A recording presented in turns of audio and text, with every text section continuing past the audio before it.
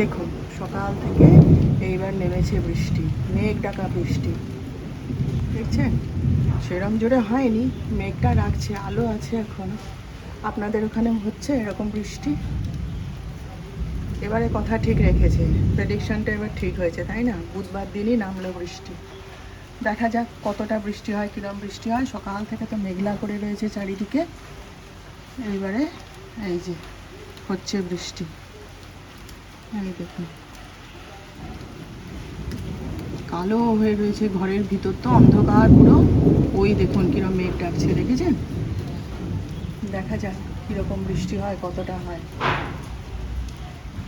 কখন থেকে লোডশেডিংটা করে রেখেছে জানেন? মোটে কারেন্টটা আসছেই না। কি একটুখানি বৃষ্টি হলো 1 ঘন্টা, ব্যাস তার জন্যে মানে সেই লোডশেডিংটি করে রেখে দিল, আর আসছেই না কারেন্ট। এই যে দেখুন ঠাকুর বাসন সব এই অন্ধকারেই মেজে নিয়ে এলাম। আর কি করব, ঝামেলার তো শেষ নেই না। কখন গেছে কারেন্টটা, চলে তো আসবি, আসার নাম নেই। আমি তো ভাবছিলাম কাকলিও বুঝি আসবে না, তারপরে দেখি না কাকলি এসছে।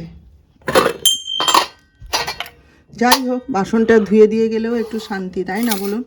সব আমাকে করতে হবে, নইলে ওইটাই আমার সকালবেলায় উঠে ঘুম থেকে উঠেই ওইটা আমার টেনশান, জানেন? কখন আসবে কাকলি।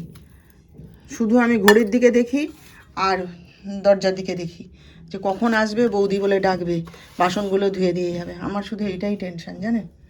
এই যে সব ঠাকুর বাসন টাসন সব ধুয়ে টুয়ে নিয়ে এলাম। এবারে পুজোটা সেরে নিই। ডাক্তার সাহেব এই যে গোবিন্দকে তুলে দিয়ে গেছে, আমি সব ঝেড়ে পুছে ঠাকুরের আসন টাসন সমস্ত পরিষ্কার করে ঠাকুরের জায়গাটা মুছে টুছে এইবারে এই যে পুজোয় বসলাম। যতক্ষণ ও ঘরটা এই বাসনগুলো ধুচ্ছে ততক্ষণ পুজোর কাজটা এগিয়ে রাখি, তারপর ওর কাজ শেষ হয়ে গেলে সেরে নেব। চলুন তাহলে, পরে আবার দেখা হচ্ছে আপনাদের সাথে।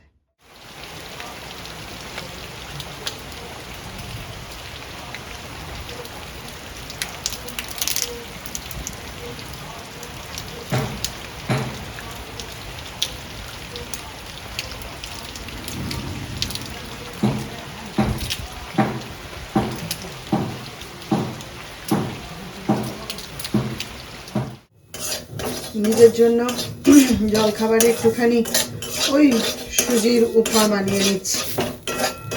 আর কি বানাবো একা নিজের জন্য, এইটাই খেয়ে নেবো, আর সঙ্গে একটুখানি চা করে নেবো, ব্যাস খাওয়া হয়ে গেল।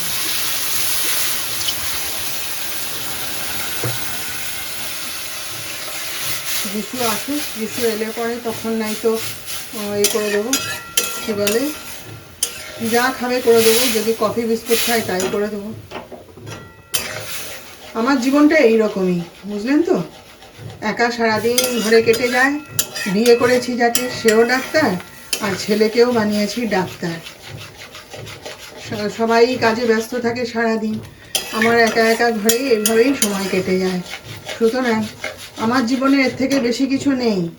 আমি আপনাদের এর থেকে বেশি কিছু আমার সংসারে দেখাতেও পারবো না, বুঝতে পারছেন? আর আমার যারা বন্ধু বান্ধব রয়েছে, অর্ধেকই নেই এখানে, আর যারা রয়েছে তারা আসে আমার বাড়ি, কেন আসবে না?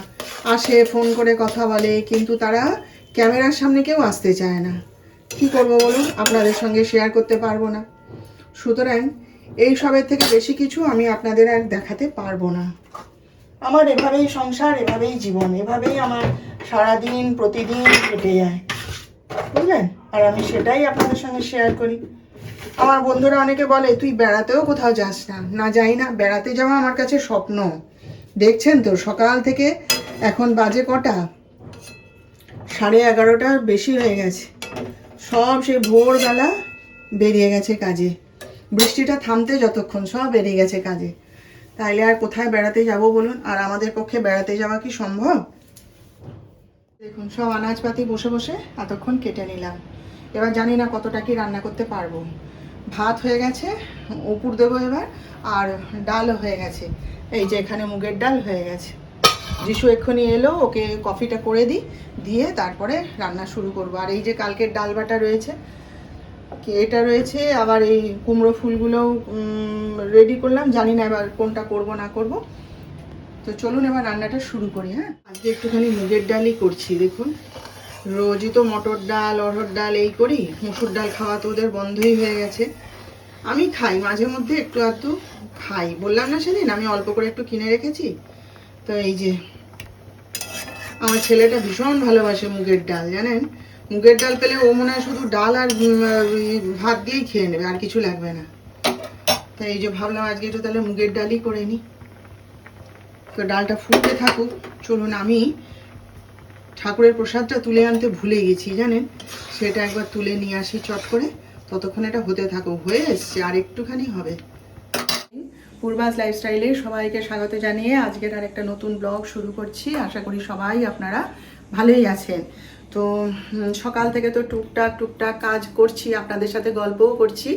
তো এইবারে রান্নাবান্না বসালাম, যিশু এলো, তাকে ওই যে একটু চাটা করে দিয়ে তারপরে রান্নাবান্না শুরু করেছি।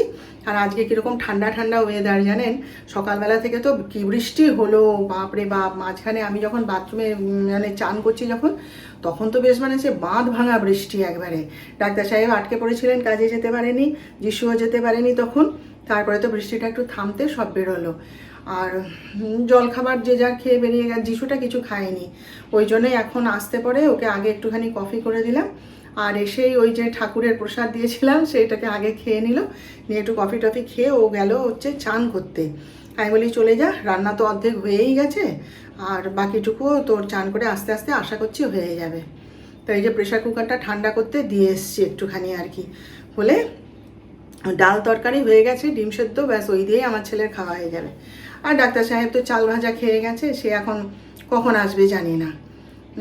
এই আর কি ব্যাপার। তো ভালো লাগছে, একটু ঠান্ডা ঠান্ডা, কদিন ধরে কীরকম গরম পড়ে গেছিলো, আজকে একটু বেশ ঠান্ডা ঠান্ডা ওয়েদারটা লাগছে, তো ভালো লাগছে।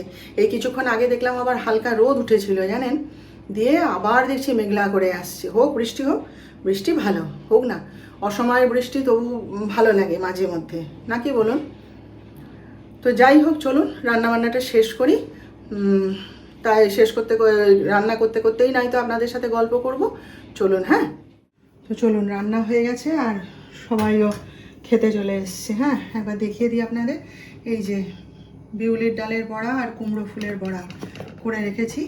যিশু তো বিউলির ডালের বড়াই খেতে চাইছিল, বলে মা স্পঞ্জি স্পঞ্জি বেশ লাগে খেতে, তো ঠিক আছে।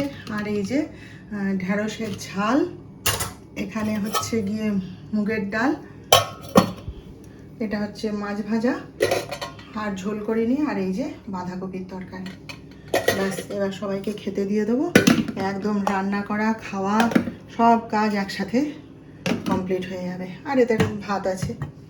আজকে কি হলো, এত বছর বাদে বলতে পারেন আমার কাপটার আজকে ইতি ঘটলো। এই যে ওই বেসিনে সব কাপগুলোকে ধুচ্ছিলাম সাবান দিয়ে, হাত থেকে স্লিপ করে গেল, গিয়ে ভেঙে গেল। এত মন খারাপ লাগছে না, সবাই মিলে আমার পিছনে লাগতো জানেন বাড়িতে, যে তোমার সব কাপ হাত থেকে পড়ে ভেঙে যায়, এটা কেন ভাঙছে না। দেখুন আজকে সবাই খুব খুশি হয়েছে কাপটা ভেঙে যাওয়ায় জানেন, আর আমার খুব মন খারাপ লাগছে। কতদিনের কাপ দেখুন, বাবা সত্যি কথা, সব কাপ ভেঙে যেত, এইটা মোটে ভাঙতো না, আপনাদের বলছিলাম না, আজকে ইতি হয়ে গেল, দেখছেন। আর কি করব, গেল। আর এই যে আমি এখন ওই কাজ সব হয়ে গেছে, খাওয়া দাওয়া হয়ে গেছে, আমি একটু এই যে মটর ভিজিয়ে রাখছি, আজকে একটু ঘুগনি বানাবো আর কি। এই যে